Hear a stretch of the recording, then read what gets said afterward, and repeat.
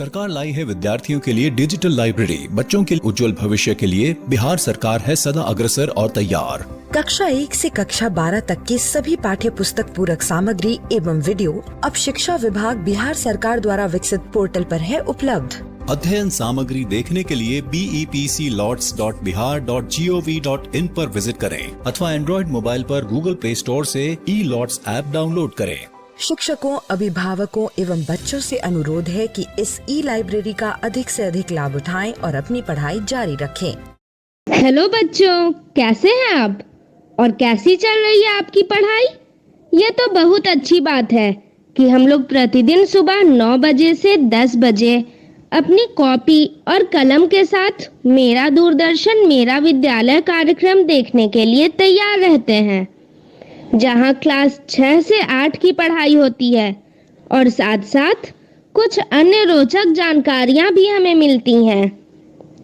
कार्यक्रम में बताई जा रही इम्पोर्टेंट पॉइंट्स को हम नोट भी करते हैं ताकि बाद में उनका रिवीजन कर सकें। और हाँ बच्चों, एक बात और, हम लोग जो भी चीज़ें मेरा दूरदर्शन मेरा विद्यालय कार्यक्रम में सीखते हैं उसका अध्ययन अपनी किताब में ज़रूर करें। इससे उन चैप्टर्स को हम पूरी तरह समझ पाएंगे। तो आज हम लोग सबसे पहले सुनेंगे बापू की पाती, जिसमें हम राष्ट्रपिता महात्मा गांधी के जीवन प्रसंग से जुड़ी बातों को सुनकर प्रेरणा पाते हैं। उसके बाद हम लोग पढ़ाई करेंगे गणित की, जिसमें सबसे पहले क्लास 6 में समझेंगे कोण को। उसके बाद क्लास 7 में त्रिभुजों की सर्वांग समता का SSS प्रतिबंध चैप्टर का अध्ययन करेंगे। फिर क्लास 8 में सीखेंगे घन और घनमूल भाग 3 के बारे में। तो चलिए शुरू करते हैं आज की गणित की क्लास मेरा दूरदर्शन मेरा विद्यालय के साथ।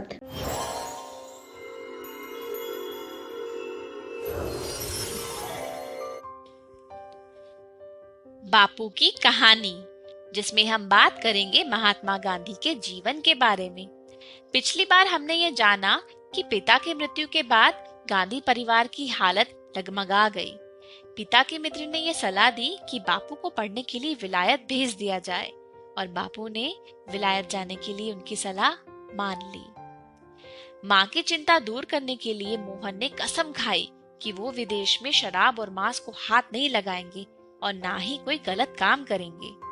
मोहन ने अपनी पत्नी और नवजात बेटे से विदा ली और मुंबई की तरफ निकल गए। अब तक मोड़ बनिया जाति से कोई भी विदेश नहीं गया था।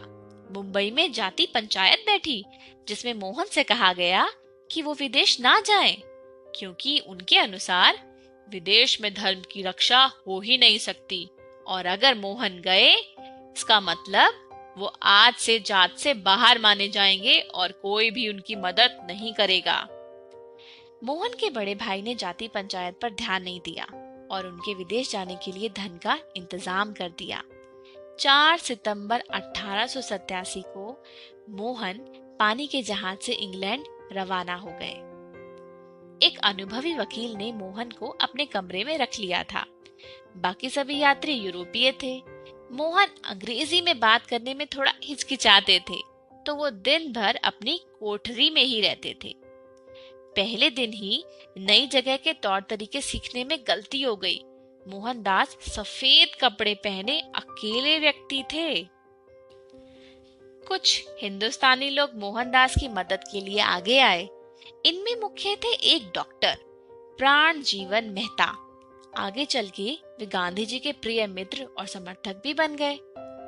शुरू के महीनों में तो मोहनदास बहुत दुखी थे। घोर असुविधा थी, सब कुछ पराया था।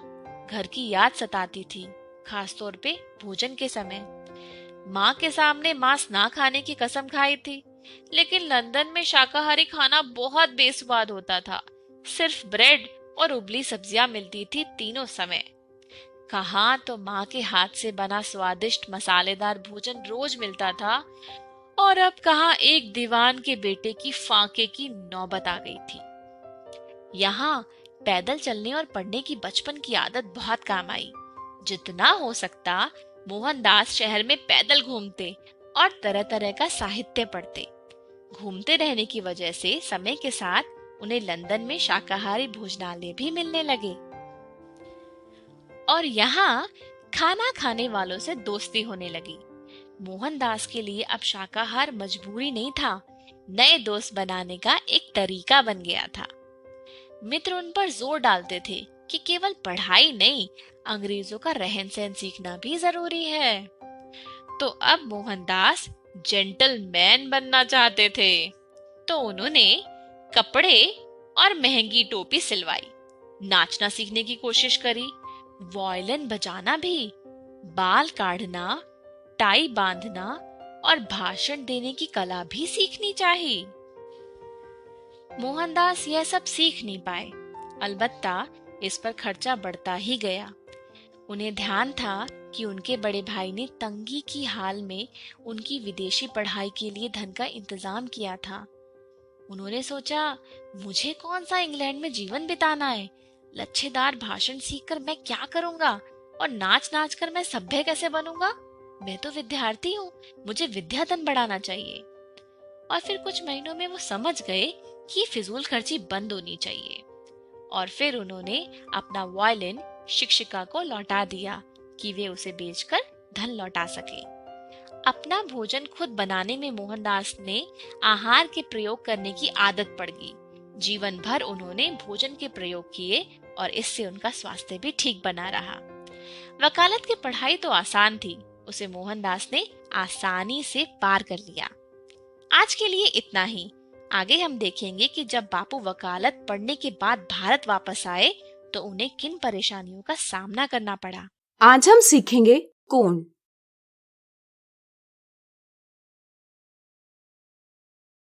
कोण यानी एंगल शब्द का उदय लैटिन भाषा के शब्द एंगुलस से हुआ है, जिसका अर्थ होता है कोना यानी कॉर्नर।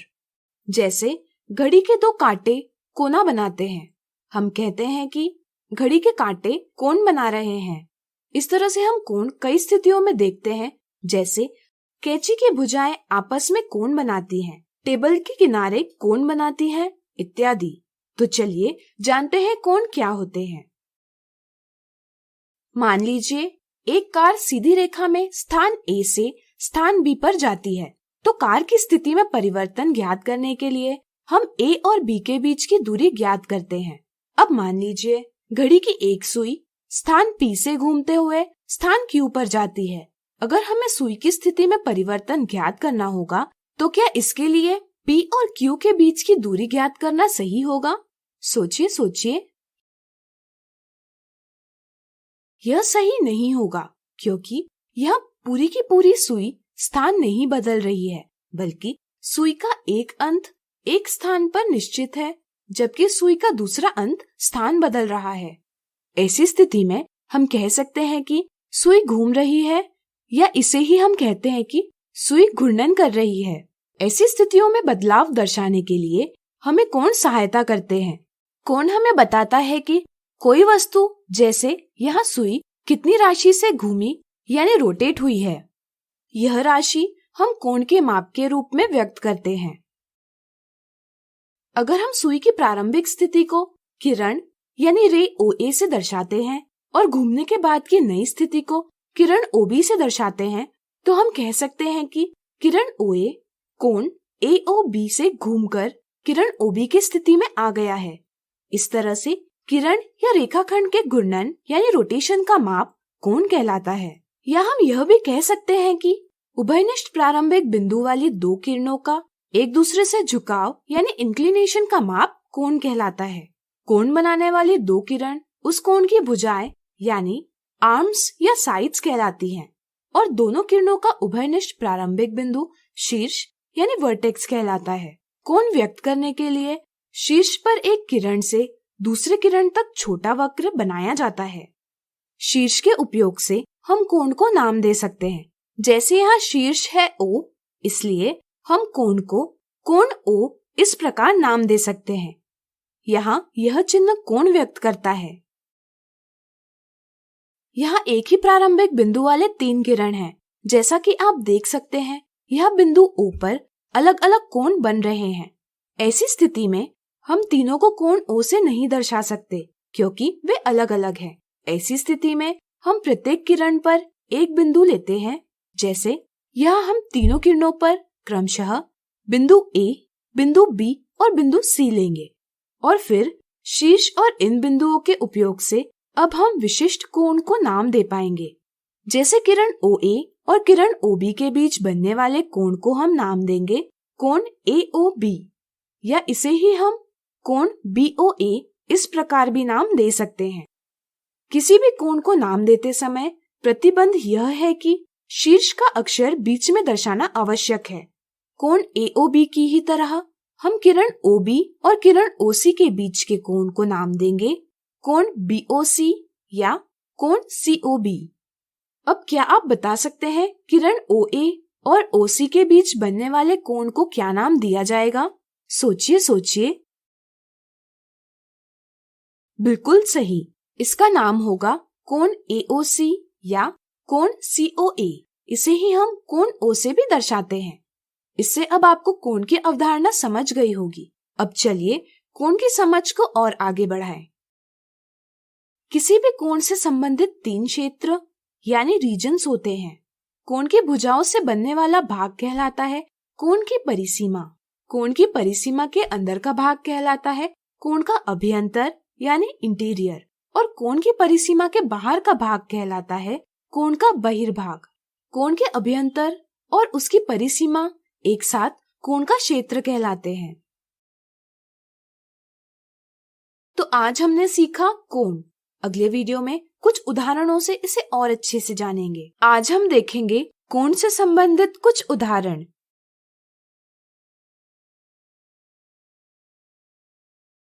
दी आकृतियों में सबसे ज्यादा कोण यानी एंगल्स कौन सी आकृति में है?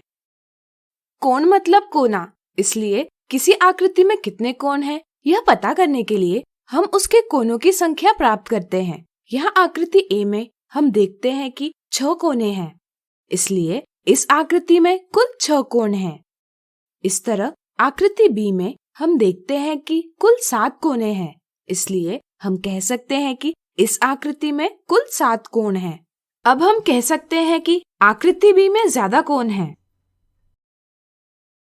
अगला उदाहरण, नीचे दी गई आकृति में कोनों के नाम और प्रत्येक कोण के शीर्ष एवं भुजाएं लिखिए। उभयनिष्ठ प्रारंभिक बिंदु वाले 2 किरण यानी रे एक कोण बनाते हैं। दी आकृति में किरण AD और किरण AF कोण DAF बनाते हैं। इसे हम कोण FAD भी कह सकते हैं। कोण बनाने वाले दोनों किरणों को कोण की भुजाएं यानी आर्म्स या साइड्स कहते हैं। इस तरह से कोण DAF की भुजाएं हैं किरण AD और किरण AF। इसी प्रकार किरणों के उभयनिष्ठ प्रारंभिक बिंदु को कोण का शीर्ष यानी वर्टेक्स कहते हैं। इस तरह से कोण DAF का शीर्ष है बिंदु A। इस आकृति में किरण AF और किरण AE बनाते हैं कोण FAE या कोण EAF। इस कोण की भुजाएं हैं किरण AF और किरण AE और शीर्ष है बिंदु A। इस आकृति में एक और कोण है। क्या आप पता कर सकते हैं इस आकृति में कोण DAF और कोण FAE के अलावा और कौन सा कोण है? सोचिए सोचिए। बिल्कुल सही, इस आकृति में तीसरा कोण है कोण DAE या कोण EAD। इस कोण की भुजाएं हैं किरण AD और किरण AE और शीर्ष है बिंदु A।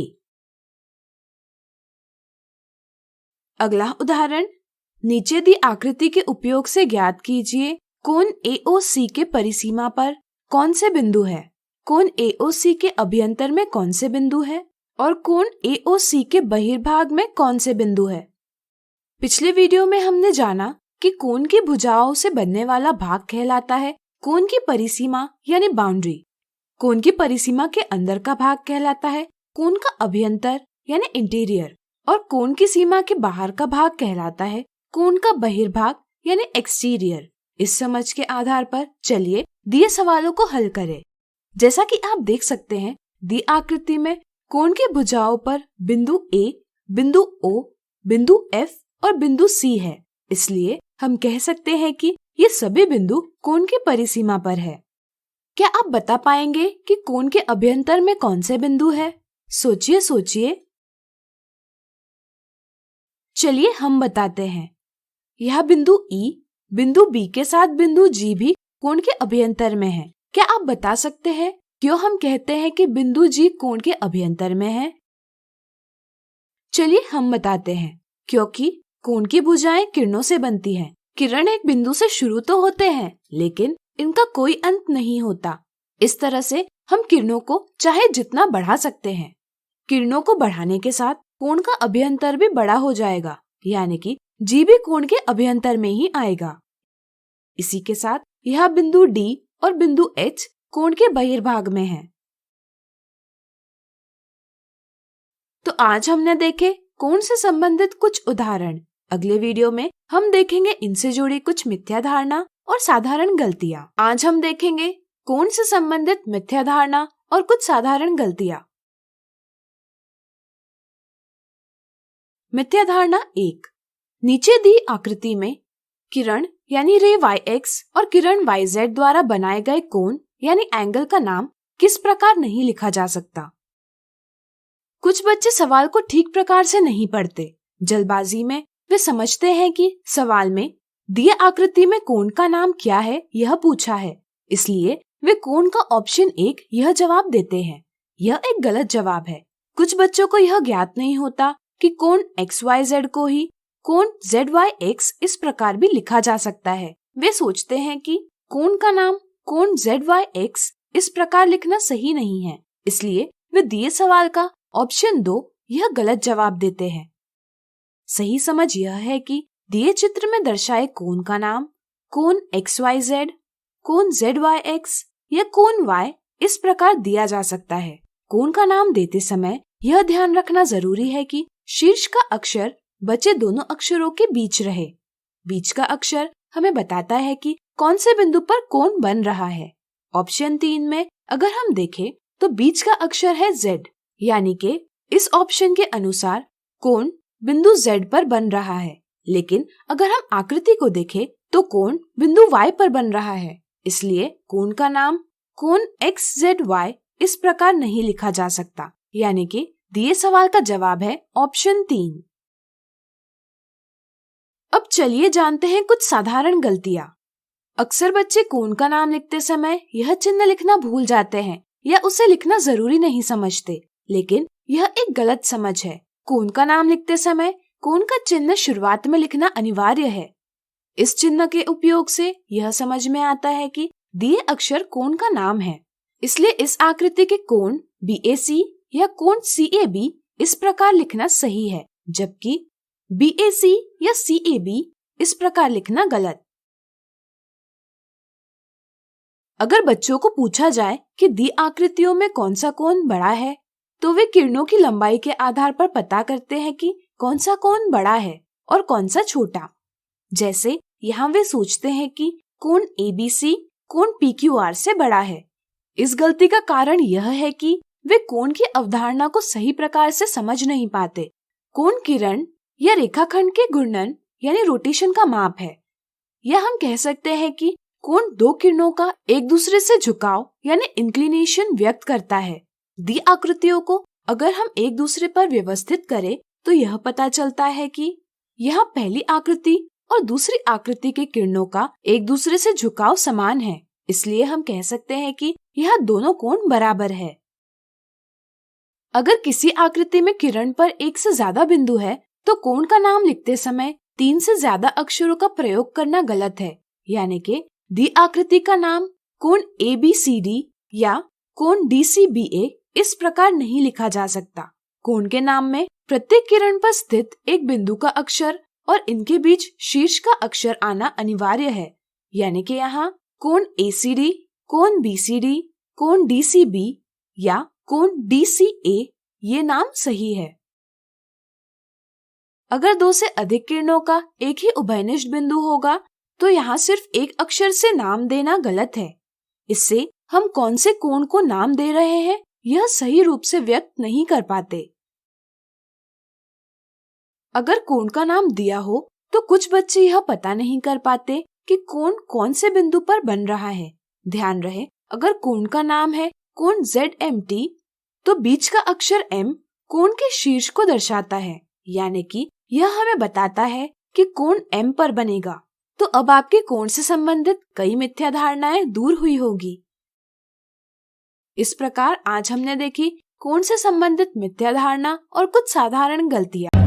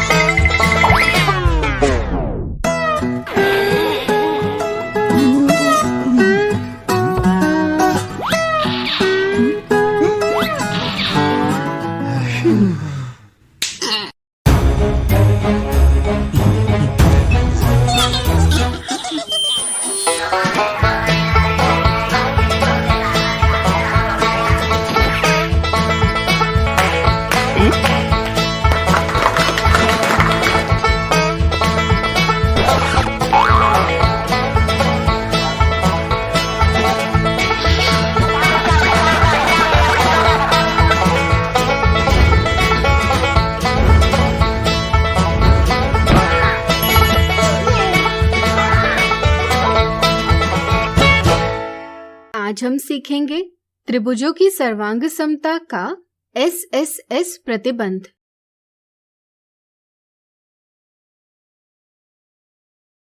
आपको याद ही होगा कि जब एक आकृति को दूसरी आकृति पर रखने से वे एक दूसरे को पूरी तरह ढक लेती है, तब दोनों का आकार एवं माप बराबर होते हैं। हम कहते हैं कि दोनों आकृतियां सर्वांग सम यानी कॉन्ग्रुएंट है। जैसे इन त्रिभुजों को देखिए, एक के ऊपर एक रखने के बाद हम देखते हैं कि वे एक दूसरे को पूरी तरह से ढक लेते हैं, इसलिए ये दोनों त्रिभुज सर्वांग सम है। ज्यामिति में दो त्रिभुज की सर्वांग समता की जांच के लिए कुछ प्रतिबंधों का प्रयोग किया जाता है। इनमें से आज हम SSS प्रतिबंध को समझेंगे। चलिए इसे मजेदार तरीके से समझे। मान लीजिए हमें त्रिभुज ABC, जिसमें AB बराबर 5 सेंटीमीटर, BC बराबर 4 सेंटीमीटर और AC बराबर 7 सेंटीमीटर है, का सर्वांग सम त्रिभुज PQR का निर्माण करना है। क्या हम सिर्फ एक संगत भुजा यानी करस्पॉन्डिंग साइड समान रखकर त्रिभुज ABC के सर्वांग सम त्रिभुज PQR का निर्माण कर पाएंगे? सोचिए। चलिए हम बताते हैं। सिर्फ एक भुजा AB को PQ के बराबर रखकर हम त्रिभुज PQR अलग अलग प्रकार से बना सकते हैं। चूँकि यहाँ हमें एक अद्वितीय यानी यूनिक त्रिभुज PQR प्राप्त नहीं होता, इसलिए यह कह पाना मुश्किल है कि त्रिभुज PQR त्रिभुज ABC से सर्वांग सम है या नहीं। इसलिए सिर्फ एक संगत भुजा समान रखकर त्रिभुज ABC का सर्वांग सम त्रिभुज PQR बनाया नहीं जा सकता। इसी प्रकार यदि हम दो संगत भुजाएं समान रखें, तो क्या हम त्रिभुज ABC के सर्वांग सम त्रिभुज PQR का निर्माण कर पाएंगे? सोचिए। चलिए हम बताते हैं। अगर भुजा AB को PQ के बराबर रखें और भुजा BC को QR के बराबर रखें, तो हम त्रिभुज PQR अलग अलग प्रकार से बना सकते हैं। यानी अब भी एक अद्वितीय त्रिभुज PQR का निर्माण नहीं हुआ। इसलिए अब भी यह कह पाना मुश्किल है कि त्रिभुज PQR और त्रिभुज ABC सर्वांग सम है या नहीं। इसलिए दो संगत भुजाएं समान रखकर त्रिभुज ABC का सर्वांग सम त्रिभुज PQR का निर्माण नहीं किया जा सकता। अब चलिए देखते हैं, जब हम तीनों संगत भुजाओं को बराबर रखते हैं तो हमें त्रिभुज ABC का सर्वांग सम त्रिभुज PQR प्राप्त होगा या नहीं। त्रिभुज PQR बनाने के लिए यहाँ हम PQ बराबर AB बराबर 5 सेंटीमीटर, QR बराबर BC बराबर 4 सेंटीमीटर और PR बराबर AC बराबर 7 सेंटीमीटर लेंगे। सबसे पहले हम PQ बना लेंगे जिसकी लंबाई 5 सेंटीमीटर है। अब हमें बिंदु R का स्थान ज्ञात करना है, लेकिन प्रतिबंध यह है कि PR बराबर 7 सेंटीमीटर होना चाहिए और QR बराबर 4 सेंटीमीटर होना चाहिए। तो बताइए हम R का स्थान कैसे ज्ञात करेंगे? सोचिए सोचिए। बिल्कुल सही। इसके लिए हम प्रकार का प्रयोग करेंगे। R का स्थान ज्ञात करने के लिए प्रकार में हम 4 सेंटीमीटर दूरी लेंगे और नुकीला सिरा Q पर रखकर चाप खींचेंगे। इस चाप का प्रत्येक बिंदु Q से 4 सेंटीमीटर की दूरी दर्शाता है। फिर हम प्रकार में 7 सेंटीमीटर की दूरी लेकर नुकीला सिरा P पर रखेंगे और पहले चाप को काटता एक और चाप खींचेंगे। प्राप्त बिंदु R होगा जो Q से 4 सेंटीमीटर पर और P से 7 सेंटीमीटर पर है। अब अगर हम त्रिभुज ABC को त्रिभुज PQR पर रखेंगे तो हम देखते हैं कि वे एक दूसरे को पूरी तरह से ढक लेते हैं, जिसका अर्थ यह है कि दोनों त्रिभुजों का आकार एवं माप बराबर है, यानी कि दोनों त्रिभुज सर्वांग सम है। इस प्रकार अब हम कह सकते हैं कि एक सुमेलन यानी मैचिंग या करस्पॉन्डेंस के अंतर्गत यदि किसी त्रिभुज की भुजाएं दूसरे त्रिभुज की संगत भुजाओं के बराबर हो तो वे त्रिभुज सर्वांग सम त्रिभुज कहलाते हैं। त्रिभुजों की सर्वांग समता के इस प्रतिबंध को भुजा भुजा भुजा यानी साइड साइड साइड प्रतिबंध कह सकते हैं। इसे संक्षेप में SSS प्रतिबंध कहते हैं। अब यहाँ दो त्रिभुज DEF और त्रिभुज MNO दर्शाए गए हैं। तो क्या अब आप त्रिभुजों के दिए युग्म सर्वांग सम है अथवा नहीं यह ज्ञात कर पाएंगे? वीडियो रोककर प्रयास कीजिए। चलिए हम बताते हैं। हम देखते हैं कि त्रिभुज DEF और त्रिभुज MNO में DE बराबर MN, EF बराबर NO और DF बराबर MO है, यानी कि इनकी संगत भुजाएं बराबर है। इसलिए SSS प्रतिबंध के अनुसार त्रिभुज DEF और त्रिभुज MNO सर्वांग सम है। अब अगर हम त्रिभुज GHI और त्रिभुज JKL की बात करें तो यहाँ GH बराबर JK है और HI बराबर KL है, लेकिन तीसरी संगत भुजा GI और JL बराबर नहीं है, इसलिए यहाँ SSS प्रतिबंध का पालन नहीं होता।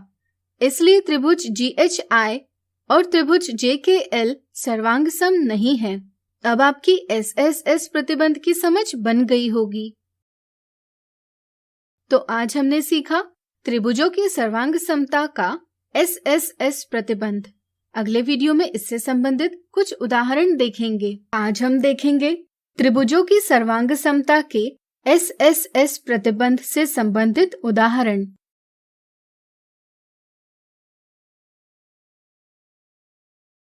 दर्शाई गई आकृति में PQ बराबर SR है और PR बराबर SQ है। क्या त्रिभुज PQR त्रिभुज SRQ से सर्वांग सम है? कारण दीजिए। हमें दिया गया है कि त्रिभुज PQR और त्रिभुज SRQ में PQ बराबर SR है और PR बराबर SQ है। इसी के साथ हम देख सकते हैं कि दोनों त्रिभुजों में भुजा QR उभयनिष्ठ यानी कॉमन है। आपको याद होगा कि यदि एक सुमेलन यानी मैचिंग के अंतर्गत किसी त्रिभुज की भुजाएं दूसरे त्रिभुज की संगत भुजाओं यानी करस्पॉन्डिंग साइड्स के बराबर हो तो वे त्रिभुज सर्वांग सम त्रिभुज यानी कॉन्ग्रुएंट ट्रायंगल्स कहलाते हैं।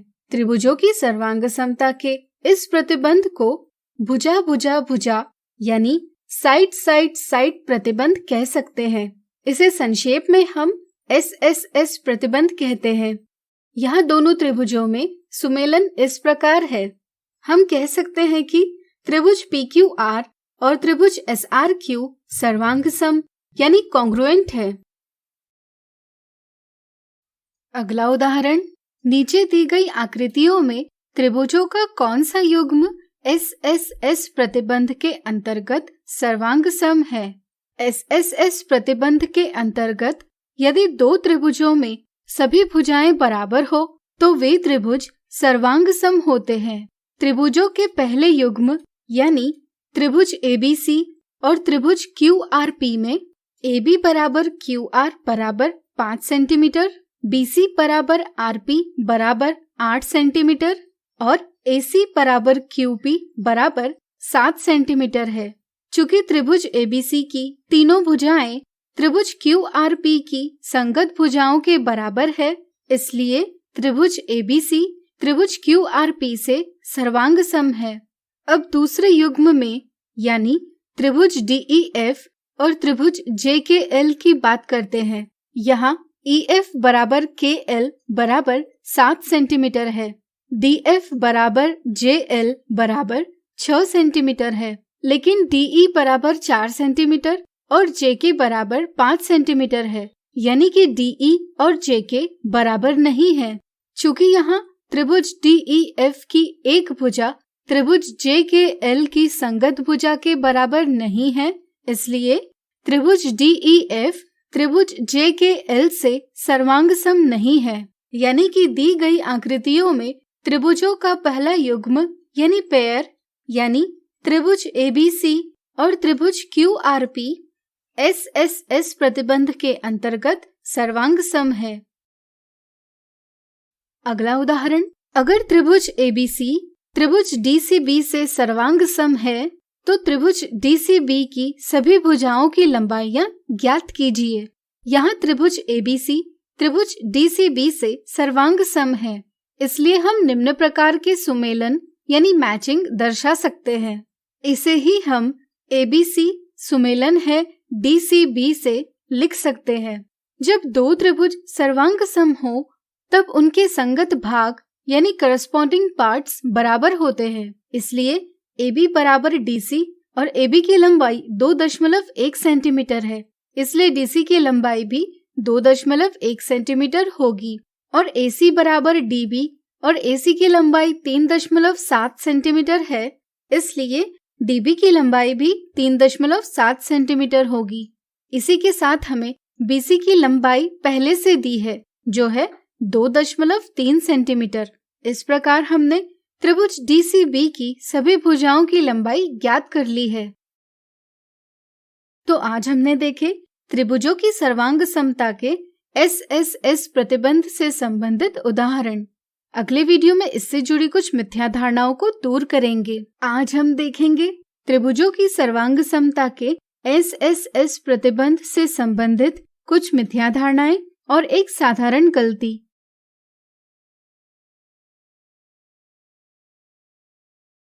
मिथ्या धारणा 1, दर्शाई गई आकृतियों में से कौन सी आकृति के त्रिभुज सर्वांग सम यानी कॉन्ग्रुएंट है। कुछ बच्चों की SSS सर्वांग समता यानी कॉन्ग्रुएंस की समझ नहीं बन पाती। वे सोचते हैं कि SSS सर्वांग समता सिर्फ समबाहु त्रिभुज यानी इक्विलैटरल ट्रायंगल के लिए ही सत्य होती है। वे पहली आकृति में देखते हैं कि दोनों त्रिभुज समबाहु त्रिभुज है और दूसरी आकृति में समबाहु त्रिभुज नहीं है, इसलिए वे सोचते हैं कि सिर्फ आकृति 1 में दिए त्रिभुज ही सर्वांग सम है। इस समझ के साथ वे ऑप्शन 1 का चयन करते हैं, जो कि एक गलत जवाब है। सही समझ यह है कि जब किसी त्रिभुज की भुजाएं दूसरे त्रिभुज की संगत भुजाओं के बराबर हो तो वे त्रिभुज सर्वांग सम त्रिभुज कहलाते हैं। त्रिभुजों की सर्वांग समता के इस प्रतिबंध को भुजा भुजा भुजा यानी साइड साइड साइड प्रतिबंध कह सकते हैं। इसे संक्षेप में SSS प्रतिबंध कहते हैं। पहली आकृति में दोनों त्रिभुजों की सभी भुजाएं 3 सेंटीमीटर लंबाई की है, इसलिए पहली आकृति में दिए त्रिभुज सर्वांग सम है। दूसरी आकृति की बात करें तो इसमें OM बराबर PQ बराबर 3 सेंटीमीटर है, MN बराबर QR बराबर 2 सेंटीमीटर है, NO बराबर RP बराबर 5 सेंटीमीटर।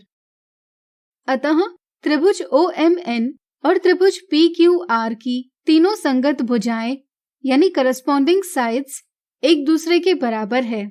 इसलिए आकृति 2 में दर्शाए गए दोनों त्रिभुज भी सर्वांग सम है। त्रिभुज OMN त्रिभुज PQR से सर्वांग सम है। इस समझ के साथ सही जवाब है ऑप्शन दूसरा। मिथ्या धारणा 2 ज्ञात कीजिए। त्रिभुज PQR और त्रिभुज XYZ सर्वांग सम है या नहीं। कुछ बच्चे यह देखते हैं कि दिए त्रिभुजों की स्थितियां अलग अलग है। वे इस बात पर ध्यान नहीं देते कि उनकी संगत भुजाओं की लंबाइयां बराबर है। इस समझ के साथ वे सोचते हैं कि दिए त्रिभुज सर्वांग सम नहीं है, इसलिए वे ऑप्शन 2 का चयन करते हैं, जो कि गलत जवाब है। सही समझ यह है कि जब दो त्रिभुजों की संगत भुजाएं बराबर हो तब SSS प्रतिबंध के अंतर्गत वे सर्वांग सम होते हैं। यहाँ त्रिभुज PQR और त्रिभुज XYZ में PQ बराबर XY है, QR बराबर YZ है और RP बराबर ZX है। दोनों की संगत भुजाएं बराबर है, इसलिए दोनों त्रिभुज सर्वांग सम है, यानी कि ऑप्शन 1 सही जवाब है। अब चलिए एक गलती को समझें। जब बच्चे यह जानने लगते हैं कि दो त्रिभुज भुजा भुजा भुजा प्रतिबंध के साथ सर्वांग सम हो सकते हैं, तब वे यह भी सोचने लगते हैं कि दो त्रिभुज कोण कोण कोण यानी एंगल एंगल एंगल इस प्रतिबंध के साथ भी सर्वांग सम होते हैं।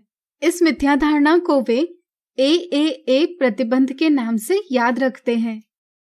चलिए जानते हैं कि उनकी समझ सही है या गलत। आप जानते हैं कि एक समबाहु त्रिभुज की सभी भुजाएं बराबर होती है और प्रत्येक कोण की माप 60 डिग्री होती है।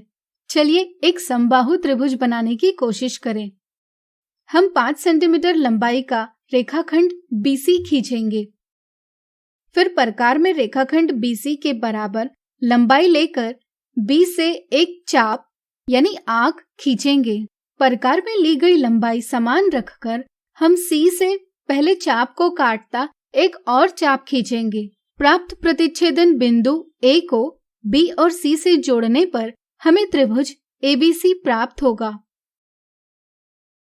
चांदे से अगर हम इसके कोणों की माप ले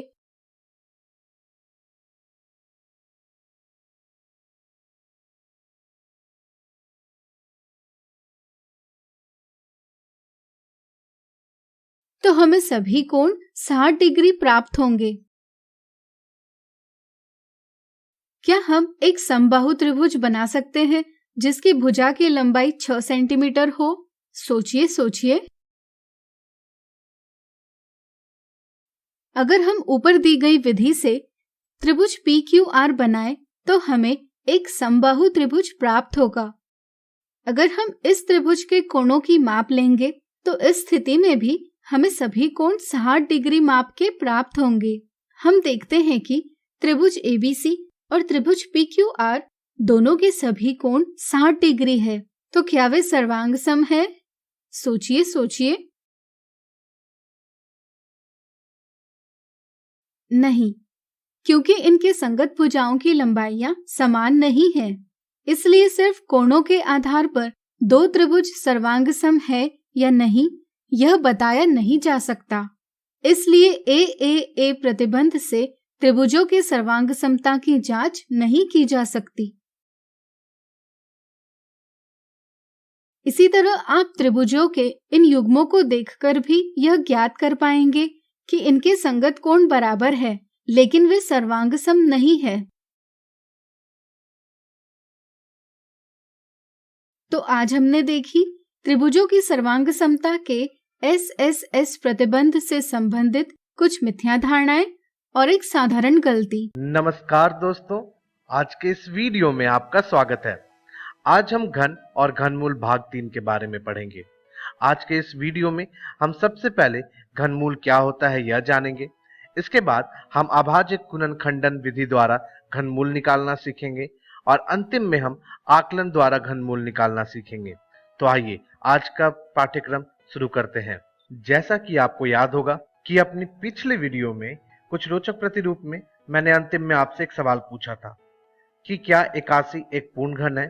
यदि नहीं तो वह हमें सबसे छोटी संख्या ज्ञात करनी थी जिसे 81 को गुना करें और गुणनफल जो हमें प्राप्त हो वह एक पूर्ण घन हो। तो आइए इसका उत्तर खोजते हैं। सबसे पहले 81 का हम अभाज्य गुणनखंडन करेंगे और जो रूप हमें ज्ञात होगा वह 3 गुना 3 गुना 3 गुना 3 होगा। यहाँ हम देखेंगे कि अभाज्य गुणनखंड 3 का हमारे पास एक ही समूह 3 का बन रहा है और एक 3 ऐसे का ऐसा ही रह जा रहा है। तो हम कह सकते हैं कि 81 एक पूर्ण घन नहीं है। तो इसे हम पूर्ण घन किस प्रकार बनाएंगे। अगर इस 3 को और 2 3 मिल जाएं तो यह अभाज्य गुणनखंड का भी 3 का एक समूह बन जाएगा। तो 3 गुना 3 होता है 9। तो हम कह सकते हैं कि 81 में अगर 9 गुना करें तो हमारे पास एक पूर्ण घन प्राप्त होगा। आइए अब हम घनमूल के बारे में जानें।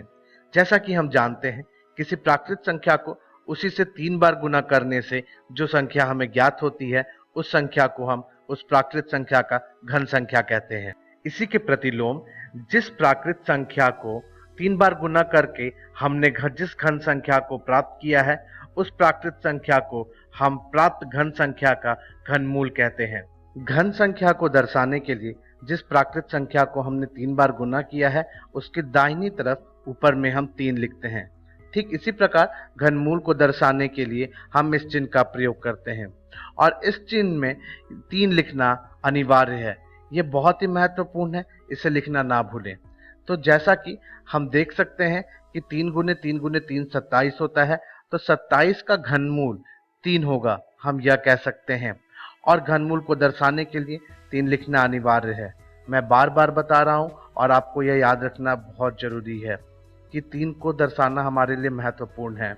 और अगर हम यह 3 नहीं लिखेंगे तो यह वर्गमूल कहलाएगा और हम जानते हैं कि यह वर्गमूल नहीं घनमूल है।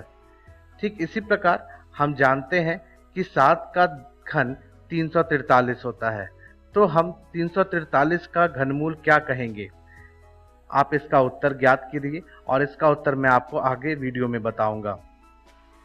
आइए अब हम अभाज्य गुणनखंडन विधि द्वारा घनमूल निकालना सीखें। सबसे पहले अभाज्य गुणनखंडन करने के लिए हम एक घन संख्या लेते हैं। तो घन संख्या के लिए मैंने यहाँ पे 216 लिया है। अब 216 का अभाज्य गुणनखंडन करने के लिए हम प्राकृत संख्याओं के समूह में एक को छोड़कर वह सबसे छोटी संख्या ज्ञात करेंगे जिससे कि हम 216 का विभाजन कर सकें।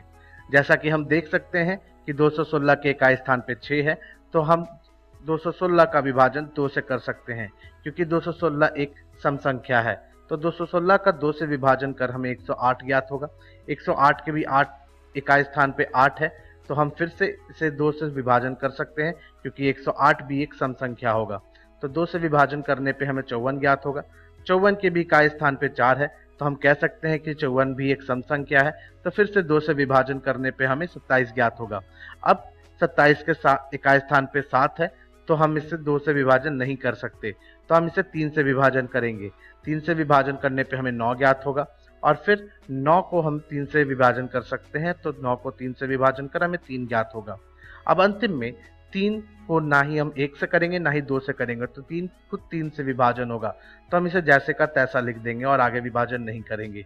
अब हम 216 को इसके अभाज्य गुणनखंडों के तौर पे व्यतीत करेंगे। तो 216 को इनके अभाज्य गुणनखंडों के तौर पे लिखने के लिए सबसे पहले हम देखते हैं कि 2 3 बार आए तो 2 गुने 2 गुने 2 लिखेंगे। फिर इसके बाद हम देख सकते हैं कि 3 3 बार आया है तो हम फिर से 3 को 3 गुने 3 गुने 3 लिख लेंगे। अब 216 बराबर हो गया 2 गुने 2 गुने 2 और गुने 3 गुने 3 गुने 3। अब 216 का घनमूल निकालने के लिए हम प्रत्येक अभाज्य गुणनखंड का 3 3 का समूह बनाएंगे। तो 2 का 3 3 का समूह 1 बन गया तो इन 3 2 के जगह हम 1 लिखेंगे 2 और 3 के 1 3 के समूह के जगह हम एक बार 3 लिखेंगे तो हो गया गुने 3। तो अब हम कह सकते हैं कि 216 का घनमूल जो बराबर होगा वह 2 गुने 3 के बराबर होगा। तो 2 गुने 3 कितना होता है? जी हाँ, यह 6 होता है। तो हम कह सकते हैं कि 216 का घनमूल 6 होगा। अब जैसा कि मैंने आपसे घनमूल में एक सवाल पूछा था कि 7 का घन अगर 343 है तो 343 का घनमूल क्या होगा? अगर आपका उत्तर इसका 7 है तो आप बिल्कुल सही हैं। आइए अब हम एक जादू सीखें। जी हाँ, यह गणित का जादू है। इस जादू में किसी एक पूर्ण घन के अंकों को देख हम यह बता सकते हैं कि उस पूर्ण घन का घनमूल कितना होगा। अब गणित के इस जादू को करने के लिए आपको 2 चीजें याद रखनी बहुत जरूरी है। सबसे पहली चीज यह है, आपको याद होगा कि घन और घनमूल के पहले वीडियो में मैंने आपसे कहा था कि आप इसे याद कर लें। किसी भी प्राकृत संख्या के अगर इकाई स्थान पे 0, 1, 4, 5, 6 व 9 है तो उसके घन संख्या के इकाई स्थान पे भी वही अंक होंगे। लेकिन अगर किसी भी प्राकृत संख्या के इकाई स्थान पर 2, 3 व 7 व 8 है तो उनके इकाई स्थान पे वही अंक नहीं होते। तो 2 की जगह 8 होता है व 8 की जगह 2। और इसी प्रकार अगर किसी प्राकृत संख्या की जगह 3 है तो उसके घन संख्या के इकाई स्थान पर 7 होगा। और अगर किसी प्राकृत संख्या के इकाई स्थान पे 7 है तो उसके घन संख्या के इकाई अंक में 3 होगा। बस हमें यही 4 अंक याद रखने हैं, बाकी तो जादू आराम से हो जाएगा। इसके बाद दूसरी चीज जो हमें याद रखनी है वह पहले 10 प्राकृत संख्याओं के घन को याद रखना है। तो हम 1 से 10 तक के घन को याद रख लेंगे। तो चलिए अब हम जादू करने की प्रक्रिया सीखें। इसके लिए हम उदाहरण के लिए एक संख्या लेते हैं जो कि एक घन संख्या है। तो हमने यहाँ पे लिया 2,50,047। अब हम दाएं से बाएं की तरफ बढ़ेंगे और दाएं से बाएं की तरफ बढ़ते वक्त हम 3-3 अंकों का समूह बनाएंगे। तो हमने पहला एक समूह बनाया और इसी की तरह हमने दूसरा समूह भी बना लिया। अब हम इन दोनों समूह को अलग अलग लिख लेंगे और इन दोनों समूह को एक एक कर अलग अलग चरण में प्रयोग कर हम इसका उत्तर निकालेंगे। तो पहला समूह का हम प्रयोग करते हैं। तो पहला समूह हमारा है 047। अब इस समूह से हम घनमूल के इकाई स्थान का पता लगाते हैं। जी हाँ, इसके लिए हम पहला समूह के इकाई स्थान पर देखेंगे कि क्या है। तो इकाई स्थान पर यहाँ 7 है। अब हम इस सारणी का प्रयोग कर यह देख सकते हैं कि घन संख्या के इकाई स्थान में 7 तब होता है जब इस संख्या के इकाई स्थान पर 3 हो।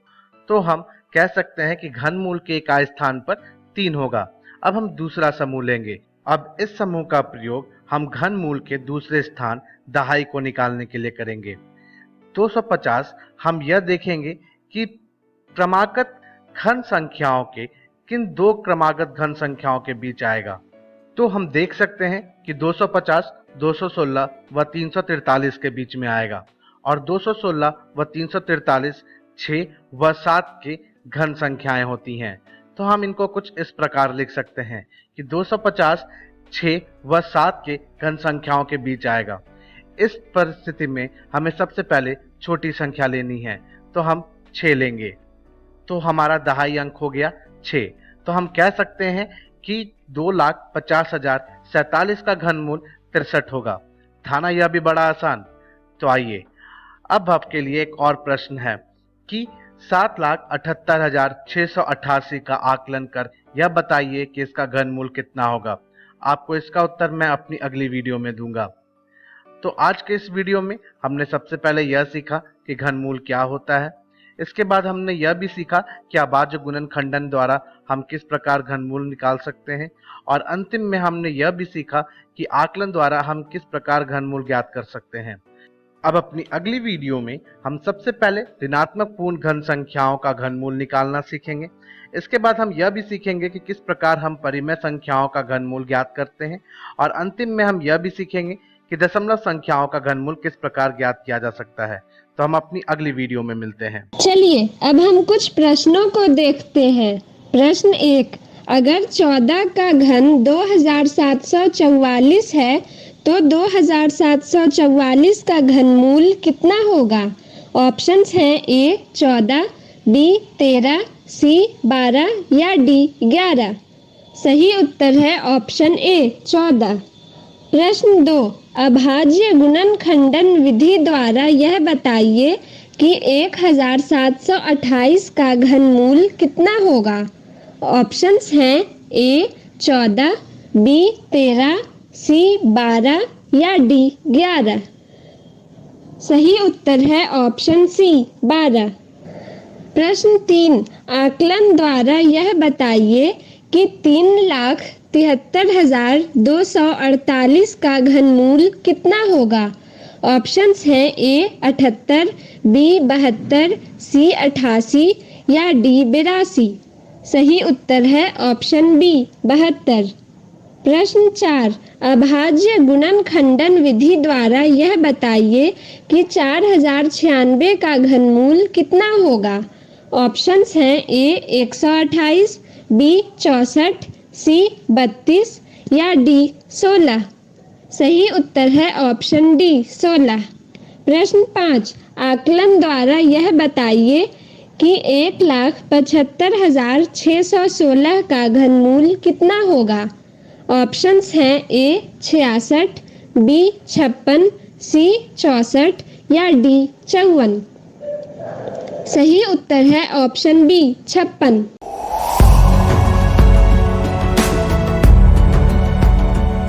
छठी से 10वीं कक्षा के विद्यार्थी ध्यान से सुने, खास आपके लिए हैं इंस्पायर अवार्ड्स मानक।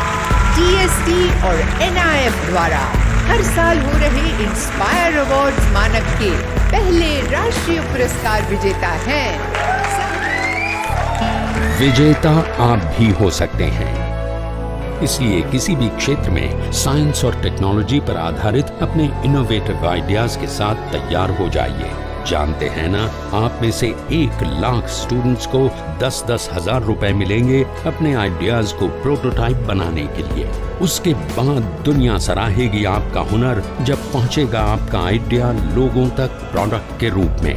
तो अपने ओरिजिनल इनोवेटिव आइडियाज को स्कूल में जमा करें। बेस्ट आइडियाज आगे बढ़ाए जाएंगे ऑफिशियल वेबसाइट पर, और हाँ, जल्दी आज ही जमा करें। So good luck with inspire awards मानक। करती हूँ बच्चों, आज के एपिसोड में आपने जरूर कुछ नया सीखा होगा। तो घर पर रहें, पढ़ते रहें, बढ़ते रहें। मिलते हैं अगले एपिसोड में। बाय बाय बच्चों।